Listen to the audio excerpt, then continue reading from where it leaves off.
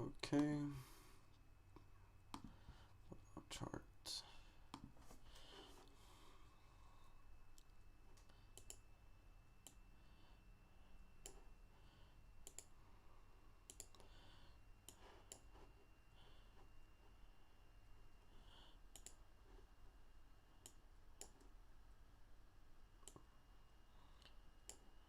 Alright. Let me make sure this is all working before I start going deeper into it. Let me see.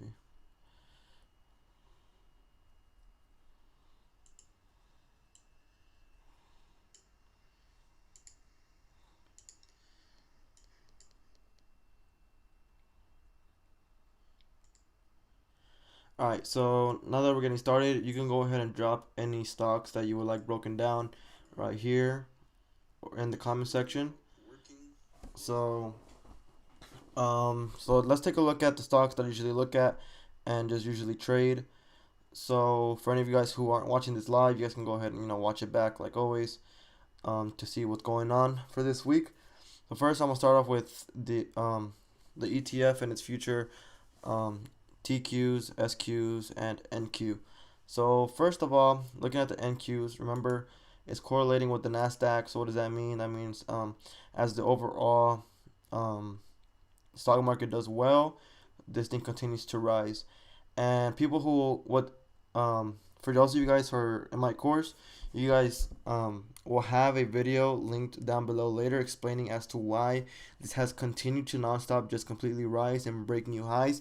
Basically, what is going on is the Fed's Federal Reserve, they don't want this thing to go down, so they're just pumping money, manipulating the market to keep it to continue it, keeping it rising, right? So we just keep seeing making new highs and new highs. If we look at the 10-day chart, we can see that it is extremely overextended. The RSI is about to reach its 70 mark, and so it's just been consistently rising. So yes, of course you can hold this. TQs is something that overall has an uptrending pattern. It's been uptrending for the past I don't know how many years. It's an overall uptrend just because it's correlated with the Nasdaq, right? But our economy is really messed up, so this thing should be falling. But because of the whole federation pumping money into Nasdaqs and all these different markets, it's causing it to continue to rise, right? So we don't know when it's going to start pulling back. We don't know if it's ever even going to pull back. For that reason, until things get a lot better, I wouldn't recommend swing trading this, even though it's been a continuous uptrend, because we just don't know if this thing's ever going to try to correct itself and pull back, or if the money that's been being pumped into it and manipulation is going to continue, right? So we don't know. So because of that, if we don't know something, it's always best to play it safe. So TQ is something that's not super volatile, but it gets good percentage throughout the days. So let's look at TQ. For example, on Friday, let me see, I can't really see there. On Fridays, it did about 3%. So it's not the most volatile, but it's definitely more secure, because once it's doing certain things, when it's doing a certain direction in the day, it continues that direction for the most part, right? So we can go ahead and see that NQ is already shooting. It had a little pullback right here, bounced off the middle VWAP, and it's just continuing an aggressive uptrend, right? So hopefully tomorrow morning when we wake up, we can see this thing still up, and yeah, and it'll probably continue to rally up. We just got to be careful with how it trades. Remember, pay attention to those middle VWAPs. If it's above it, most likely continue going up. If it falls below it, it'll be in favor of SQs, right? Because that's the inverse. So now that we got that out the way, let's take a look at forward/NG, which is its future for UGAS and DGAS, right? So this is one of my favorite things to trade, specifically DGAS, right? It is extremely volatile and it gets very good percentages, and it's something that's usually really, really easy to identify and predict to what's going to happen. But recently, it's become very inconsistent for me, right? I don't know what it's doing, right? So overall, first let's take a look at the 1 year chart. We can see that before, what is this? Before October, no, let me see.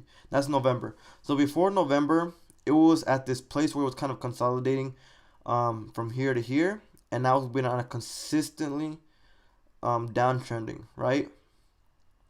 It started consolidating again.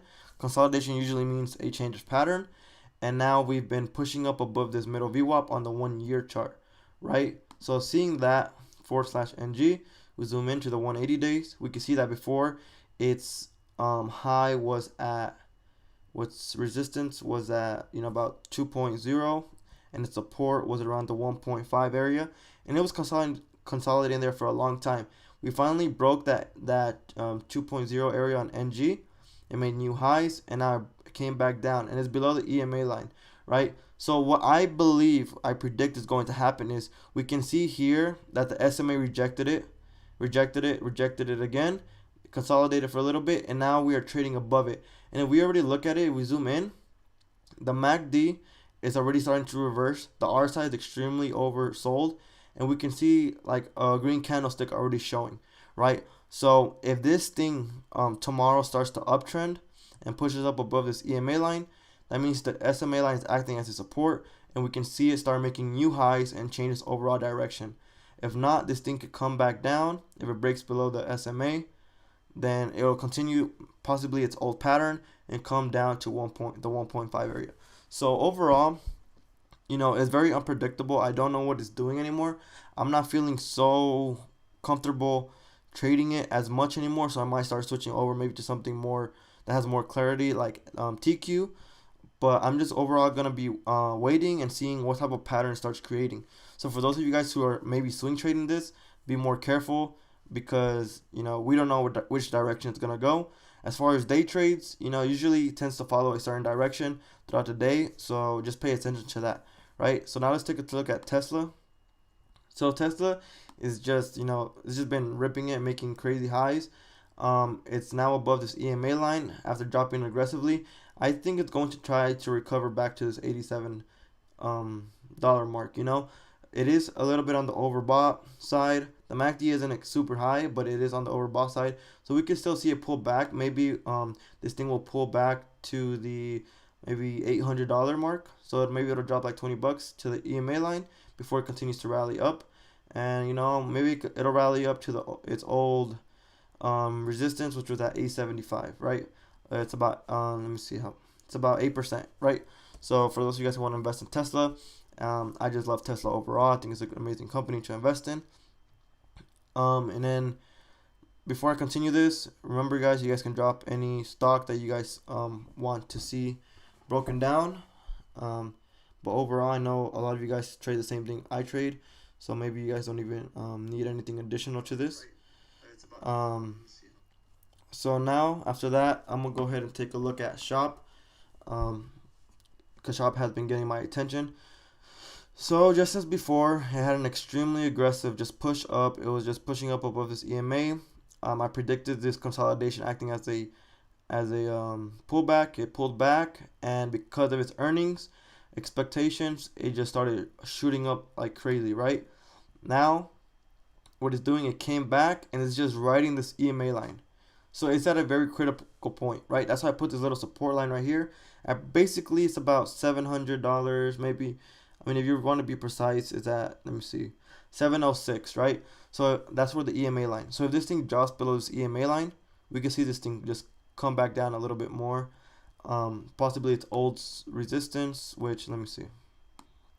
We can see this thing drop down maybe to about $664. If it possibly breaks that EMA line, it's a possibility. We can see the RSI is still a little bit high, and the MACD is coming down. It kind of looks like it wants to reverse and just keep pushing up and riding this EMA line.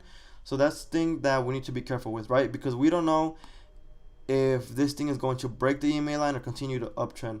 But overall, even if it does pull back to this old support, I think it'll continue to make new highs as the time goes by. So I'm pretty confident in Shop. Shop and Tesla are the two stocks that are ETFs that I have a lot of faith in right now overall, because of just how the company is and what they are about and how they're growing, right? So I have a lot of confidence in them. So I haven't taken a look at any of these other stocks just because it was Mother's Day, so everybody who celebrated Mother's Day today, hope you guys had a good day. So I haven't really looked at all of these other ones. So I'm gonna go ahead and take a look at. I haven't traded gold, which is GC, JNUG, and JDST in a while. So I'm not really gonna take a look at those. We go ahead and take a look at crude oil and see how it's acting. Okay, so crude oil starting to make new highs, right? Which is very good, right? So maybe for those of you guys who believe that now that things are opening back up, oil is just gonna continue to rally up, you know, it's a good potential buy for those of you guys who are interested. We can see here it has this resistance right here, so maybe I personally might be interested in buying into oil if this thing breaks this resistance, right? Therefore, being the ETF, let me see, I believe it's USO. So if USO continues to rally up, this thing can go make huge gains. It has a lot to recover. So let's just hope that oil starts to recover. And let's take a look at the 1 year chart, right? So it was all the way up here.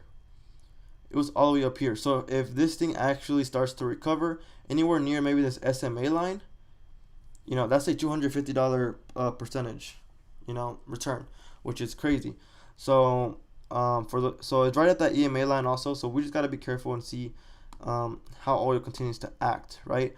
And also, this is the ETF, a gasoline company that's with oil is ExxonMobil, the biggest gasoline company, as I mentioned in my previous week. We can see it's starting to make new highs, right? And this has a return rate of about 50%. Its earnings just happened. It looks like it had good. Actually, let me see. Okay, no. So, during the day it downtrended, but during the pre-market hours when the earnings happened, it pushed up. So maybe it wasn't as bad as expected because it just started to push right back up. And there's this dividend coming up, so we could probably see this thing shoot up just because of its dividend. So that thing might be a good trade for the week. I'm just paying attention overall, seeing how things start to trade. And okay, so I'm seeing here Slater putting some other things down. Give me 1 second. I need to connect my charger to the computer.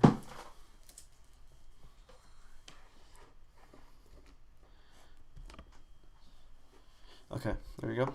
Okay, so let's take a look at these that you have. Okay, so Nike. I think that's Nike. Is it? Okay, Nike. So first, let's take a look at the 1 year chart and see how it's acting. So it was overall uptrending company as expected, and it's an amazing company. It had a huge fall, started pushing back up aggressively. Let me take a look at the 180-day chart. It looked like it's having a resistance at this general area, so you can just be careful. It's very overextended. The MACD looks like it's starting to reverse, so we can see this thing come back down. So it probably won't even make new highs. It'll probably start to come back down. You just got to be careful with it. If it breaks that resistance, then we can see new highs and has a potential to give back maybe about 13%. So it's not the most that it's going to give back because it's already so high. Overall, from the market crash, it dropped 70%. So it's recovered a good amount. So we just have to see how this thing starts to act. It doesn't have much to give back, but if you see value in it, you're more than welcome to, trade it. Whatever you see value in, I'll just be careful with the resistance. And also depending on if you're trying to day trade or swing trade, right? Because the swing trade is overall, what did I say? 13-14%. And if you were to day trade it in a day, as it performed here, it only gives you not even 1%. So unless you see value in it, long term, I personally wouldn't day trade it. Unless for you newer traders, there's also something you can look at because it's not as volatile, so your win to loss ratio isn't big, right? So you won't win big, you won't lose big, but you'll still have that practice of deciding whether to enter or not a position. So it's good practice as well. So let's take a look at BYND. Let me see. Okay, so the 1 year chart, it pushed up, came back down, pushed up, came back down. Okay. Has a weird pattern.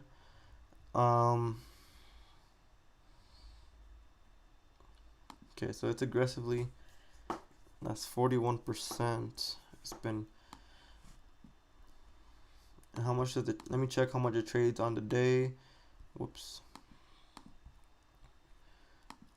Okay, on the day it gives you about 11%. So this is an extremely volatile stock, right? It's making huge margins and it's moving extremely fast. So for newer traders, I would see this as something more difficult to trade. As well as I really don't see a clear direction in this, right? Its overall resistance is here at the 135 mark. It is extremely overbought. A good reason for it to push so aggressively was also its earnings report. You can see here it just started pushing up after it. The MACD is extremely high. The RSI is extremely high. It's at its overall resistance. I wouldn't be surprised if this thing just pulls back, right? If it wants to continue its old pattern, it'll probably trade in between here. But I personally don't see value in this. If you see value in this as a day trade, just remember, be careful. It's at a critical point where it can pull back, right? And then BP.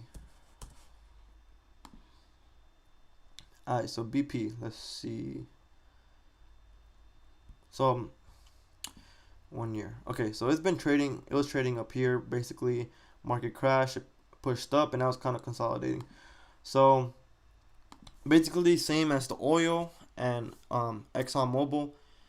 It's starting to recover just because the overall economy is opening back up and gases are gas is being used again. We see it had its earnings report really well, pushed up from its earnings report 10%, and it's having its dividends, so it's been having a pretty okay days, right? So overall, just as ExxonMobil, this thing could possibly start to recover as everything opens again, and it has a potential return of 60%. I see ExxonMobil more valuable just because it's a bigger company overall. We can see it has more. If you were to put a line here, we can see this overall pattern, right? So it has about 54% to return, and it has this diagonal up trend pattern to it, while BP has, let me see. Okay, BP has 60, so they're about 5. BP is about 5% more, but if you kind of see, it's just kind of consolidating. We can see it right here. It did just cross its SMA, and it's looking like the SMA is acting as a support. We see it bounce here, and we might see it bounce here and push up. So if it starts making new highs, right? Pay attention to that. If it just starts making new highs, let's say if it breaks above this, above what was that, 25, about 25.80, it'll probably be a confirmation that it's starting to make higher highs, and it's something that could possibly have a potential upside, right? Personally, I prefer just ExxonMobil, but you're free to trade whatever you see value in, right? Anything in your eyes that's valuable is a good thing to trade, long term or short term, right? So if you guys have any other questions, you can go ahead and drop them real quick. If you have any other stock that you want me to break down, this is the time to do so. And if not, team, I think tomorrow I might be trading live in the morning. So that'll be something you guys could wake up to and probably see me take positions live, The thing about live is that a lot of you guys work in the morning or do other things, so you guys don't really watch. So, I just don't want to be recording a live stream for like an hour straight. Just for you guys to like sit there with me, because, I can be sitting there for an hour, but I only take about 10 minutes in a position. So what I might start doing is actually just editing so you guys can see when I actually buy and sell my positions, and just edit the overall live stream. But we'll see how things go tomorrow. And yeah, if you guys looking like you guys don't have any more additional questions or concerns, so remember, team, just stay patient, stay green, and don't let FOMO get the best of you. good things comes to those who wait. And yeah, guys, I guess I'll see you guys tomorrow, and let's all have